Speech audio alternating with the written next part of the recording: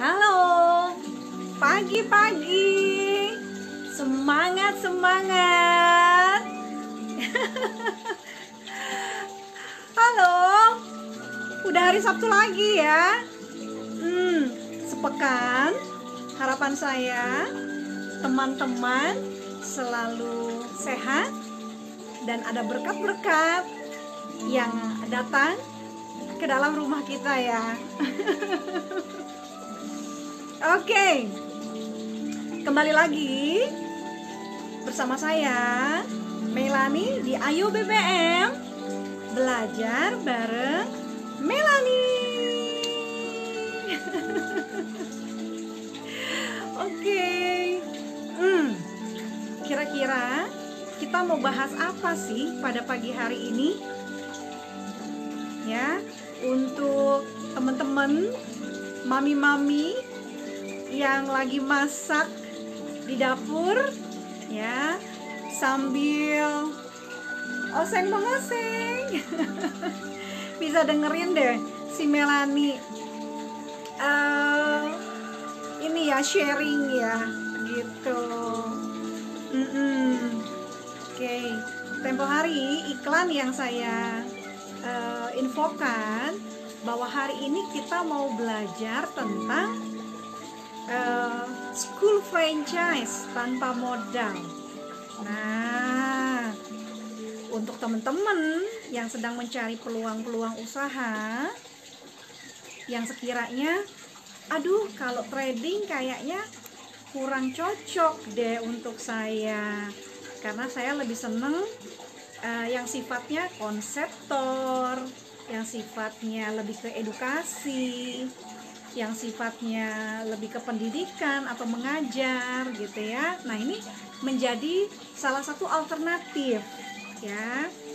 Siapa tahu untuk teman-teman yang dengan kondisi sekarang sedang kehilangan pekerjaan ataupun sedang mencari peluang-peluang usaha gitu ya, dengan modal yang sangat minim, kalau perlu modal dengkul. Nah, mau nggak?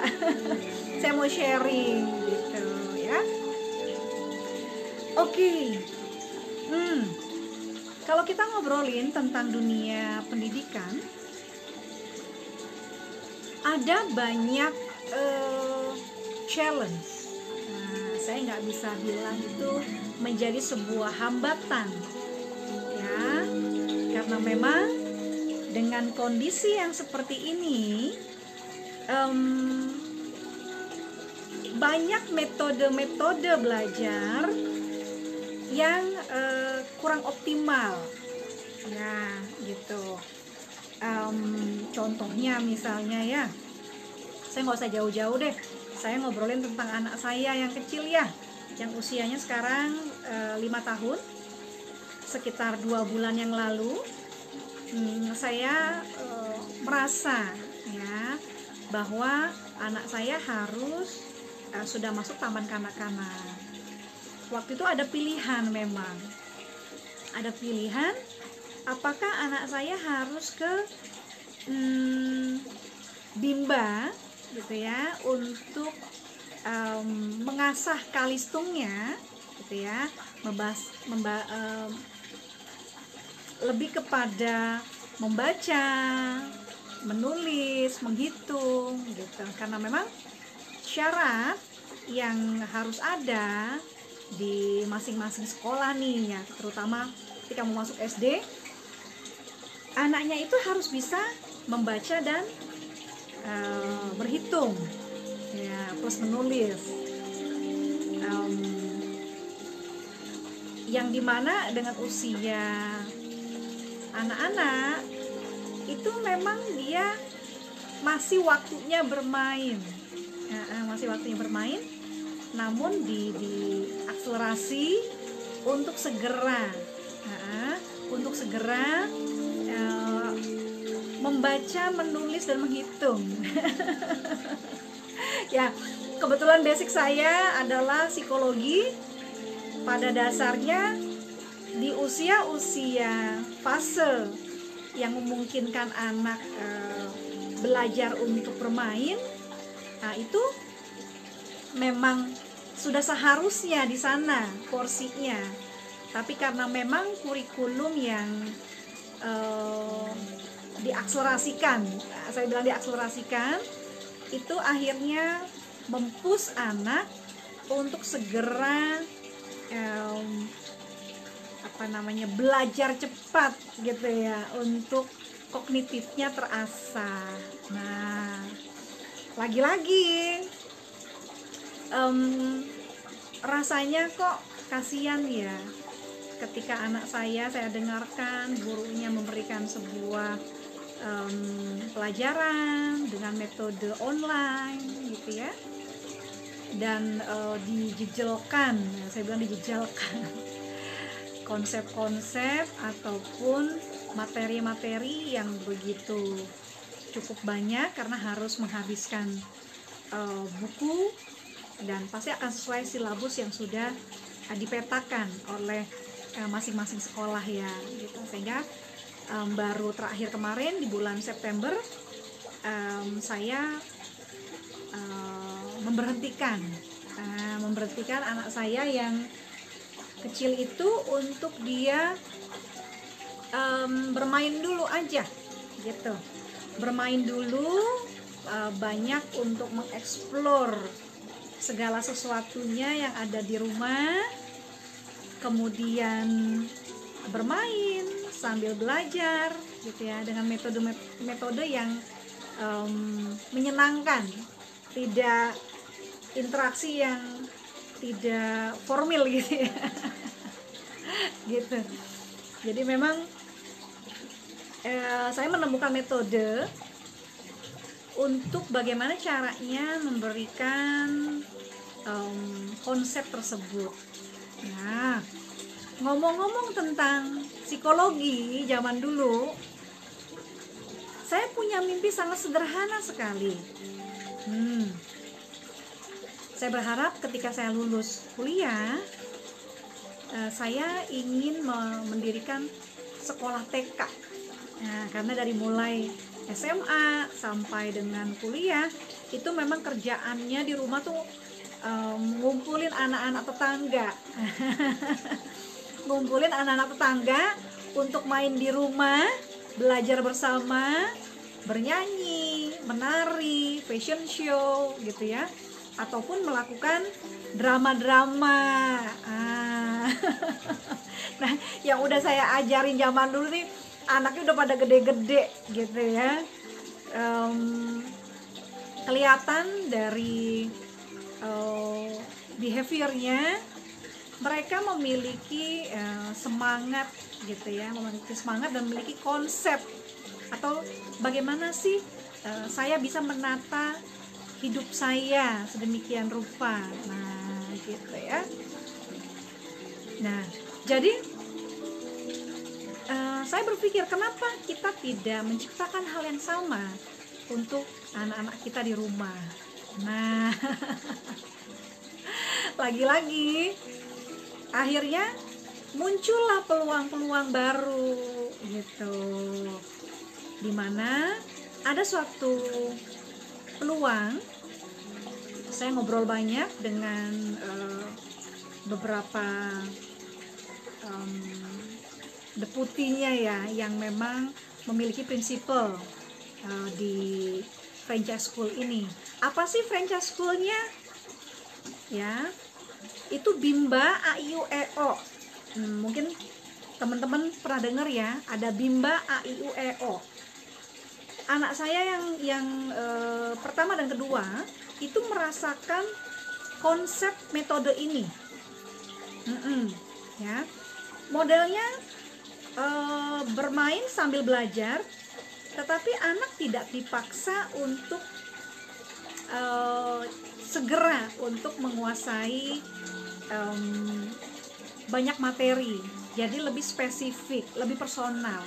Nah, akhirnya karena memang dampaknya yang sangat baik untuk kedua anak saya, akhirnya saya berpikir, kenapa kita tidak menciptakan peluang usaha ini, tapi bagaimana caranya kita bisa mendirikan Nah, bimbingan belajar AIUEO ini tanpa mengeluarkan modal. Nah, ini bagus sekali untuk para remaja yang baru lulus sekolah gitu ya, lulus tamat SMA maksudnya, atau yang kuliah, tamat kuliah, atau yang memang masih kuliah dan sedang melihat peluang-peluang usaha. Ini pun menjadi salah satu alternatif. Konsepnya adalah bisnis partner gitu ya, karena ada ketentuan untuk mendirikan franchise ini itu dengan dua konsep. Apakah franchise-nya menjadi franchiser yang pasif atau memang franchiser yang aktif? Apa sih franchise? Franchise itu lebih kepada suatu bentuk usaha yang kita cloningkan, tinggal copy paste bentuknya, konsepnya, logonya, metode caranya, cara mengajarnya, kemudian bagaimana sistem dan prosedurnya gitu ya, itu tinggal di copy pastekan ke ya, unit yang baru atau bisnis yang baru. Itu dinamakan franchise.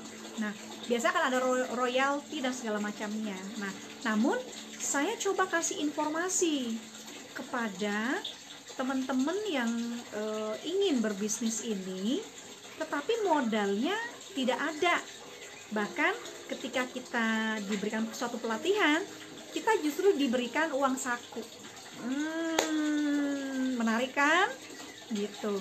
Dengan catatan, teman-teman suka ya di dunia pendidikan, seneng passionnya untuk mencerdaskan anak bangsa.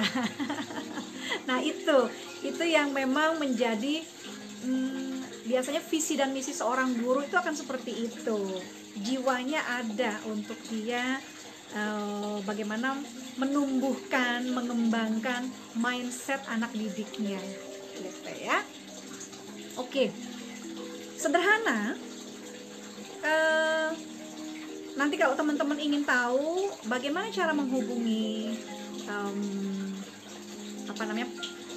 pusat dari bimbingan belajar Bimba AIUEO ini, nanti japri ya, di messenger aja gitu dia, atau bisa menghubungi saya di 0817 70 938, triple-nya 6 kali, triple 6, sorry, triple 6 kali ya, 666 gitu maksudnya ya. Saya ulangi di 0817 70 938 666. Teman-teman hanya punya yang pertama adalah passion ya, untuk bisa memiliki bisnis partner ini. Passionnya dulu di dunia edukasi atau di dunia pendidikan itu harus ada. Kedua, semangat untuk terus membuat atau mengajarkan anak-anak itu bertumbuh dan berkembang dengan secara cerdas. Dua hal ini. Kemudian yang ketiga, lagi-lagi saya bilang mesti ada mindset entrepreneurnya. Saya nggak bosen-bosen deh selalu ngomong begitu ya. Mindset entrepreneur itu bukan suatu hal yang sulit, tetapi memang harus dilatih, harus dipraktekkan gitu. Nggak bisa cuma sekedar teori. Oke, entrepreneur adalah seseorang yang menciptakan sebuah usaha gitu ya. Nggak seperti itu, simple ya. Kita mau berusaha, kemudian kita ingin prosesnya ada, kemudian ketika kita melakukan prosesnya itu akan tercipta suatu peluang ya, akan tercipta sebuah peluang. Peluang apa sih? Peluang usaha untuk menciptakan profit. Nah, profitnya dalam bentuk apa? Bisa dalam bentuk knowledge,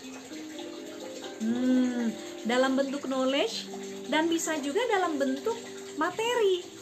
Apakah materinya itu bentuknya uang ya, atau bisa terjadi juga networking. Nah, jadi kalau melihat segala sesuatu itu kita lihat dari kacamata yang luas ya gitu. Jangan dilihat 1 tambah 1 sama dengan 2. Kalau mindset entrepreneur nggak begitu. 1 tambah 1 bisa jadi 11. Tinggal kita melihat untuk bisa mencapai 11 itu apa sih yang harus dilakukan, semangat apa yang harus didengungkan, gitu ya. Bagaimana saya harus berkoneksi, bagaimana saya harus membawa diri saya dengan step-step, langkah-langkah sesuai dengan apa yang sudah saya rencanakan. Nah, itu. Jadi lihatnya dari skala yang luas. Tidak bisa hanya sesederhana lurus saja cara berpikirnya, tidak seperti itu. Ya, jadi memang ini sangat penting sekali kita latih dari sekarang. Nah, banyak yang nggak terlalu tertarik ya tentang edukasi ya. Kenapa?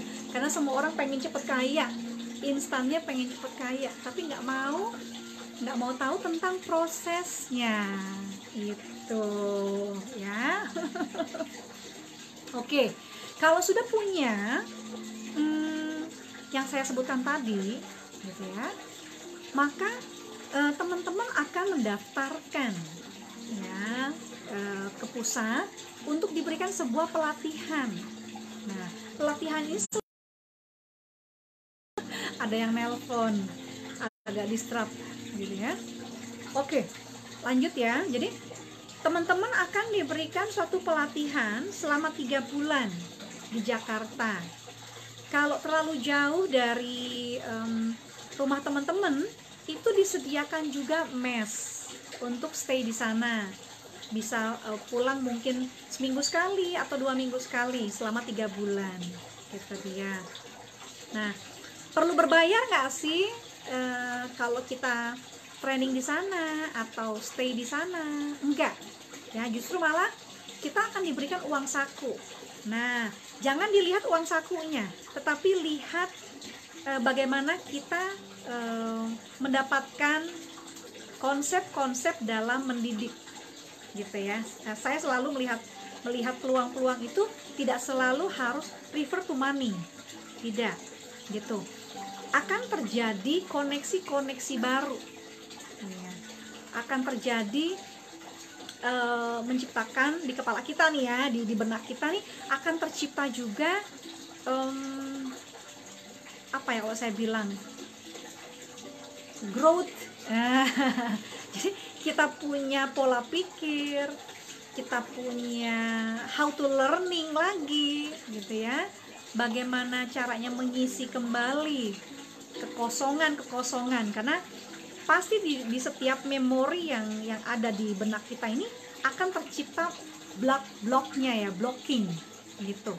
Untuk membuka blocking itu kita harus melihat lagi peluang-peluang baru atau belajar lagi hal-hal yang baru. Misalnya teman-teman bilang,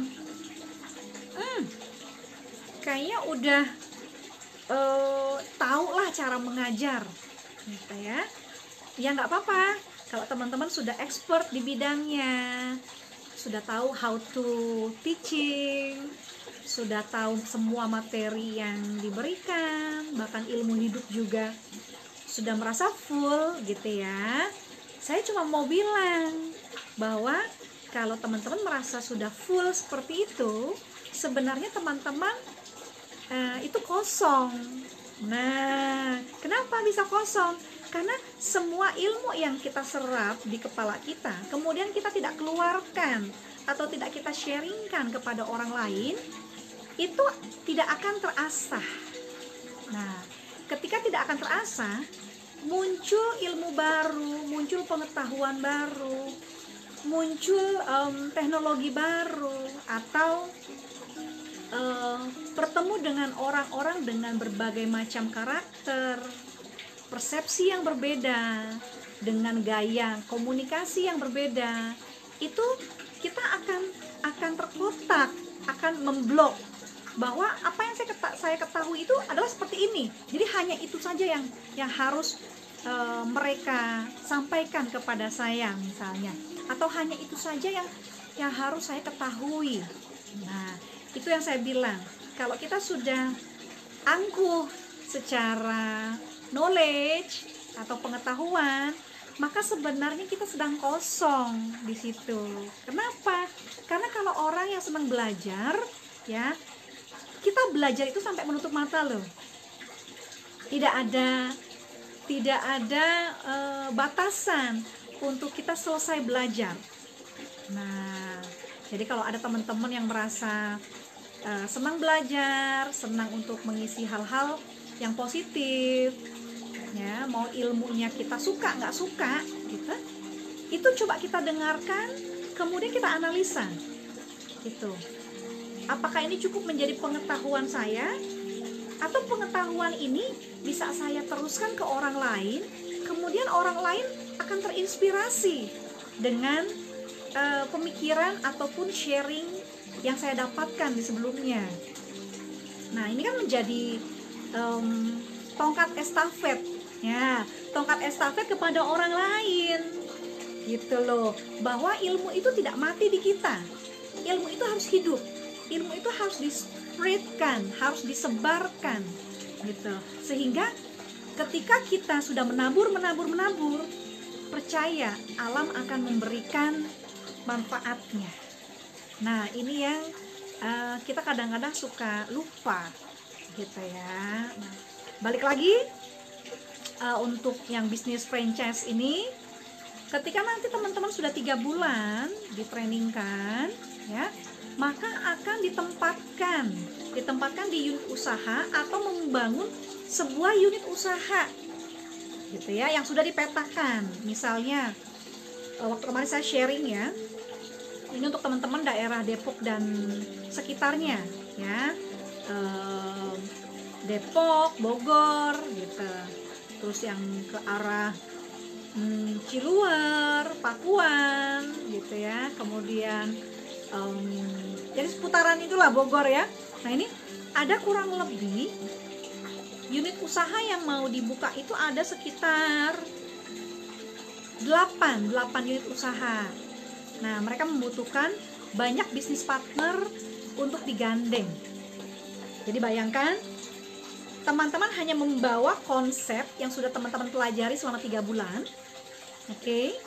Plus ditambahkan, diajarkan bagaimana caranya, how to setting up unit tersebut.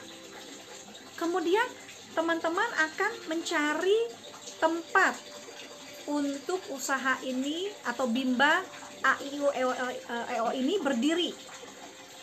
Nah, nangkep ya sampai sini ya.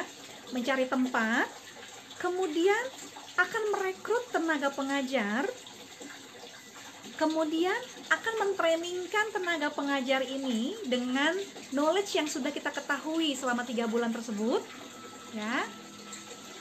Kemudian kita akan merekrut para murid-murid di sekitaran.